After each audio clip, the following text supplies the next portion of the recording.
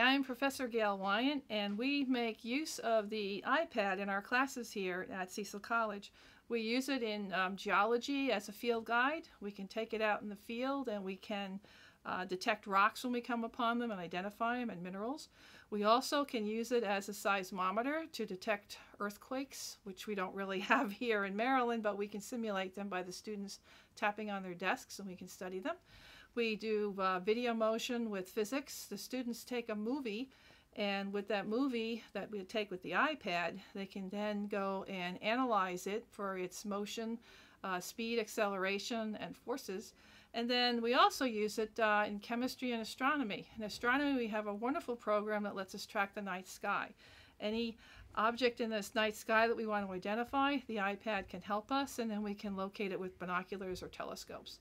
And then lastly, the periodic table brings chemistry alive. We have some excellent movies and properties of different materials that we can look at.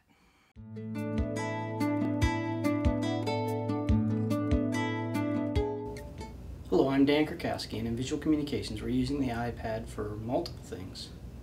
First and foremost, we're using it so that students can test their websites and their portfolios on a mobile device so they can see what it looks like, if it actually functions correctly.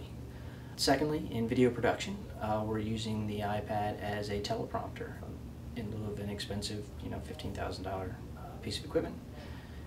And most recently, Adobe has released some apps that allow the iPad to tether to its photo editing software so that it becomes a touch interface for tools used in that software. And then in our digital illustration class, Adobe Easel allows you to paint pictures right on the iPad, and then they can be shipped off to Photoshop where you have even more tools and things to work with.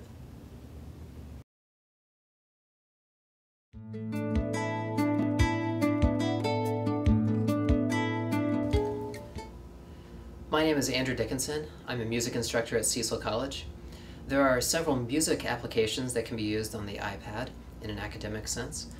There are music theory applications, so students can practice writing scales, building intervals, and building chords.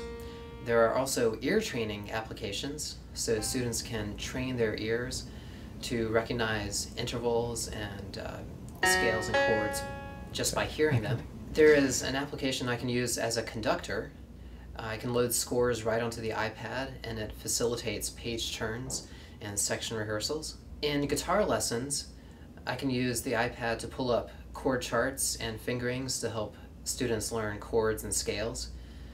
There's also an app where I can download songs right onto the iPad, and students can learn the song right in the guitar lesson. There is a tuning application. Students can tune their instruments, and it will show a simulation of a sound wave right up on the screen. There are metronome applications, so soloists or ensembles can play with a steady beat. There are also apps that might not have so much of an academic application, such as apps where you can play guitar without actually learning to play guitar, or play the piano without actually learning to play the piano. But they're still a lot of fun to use.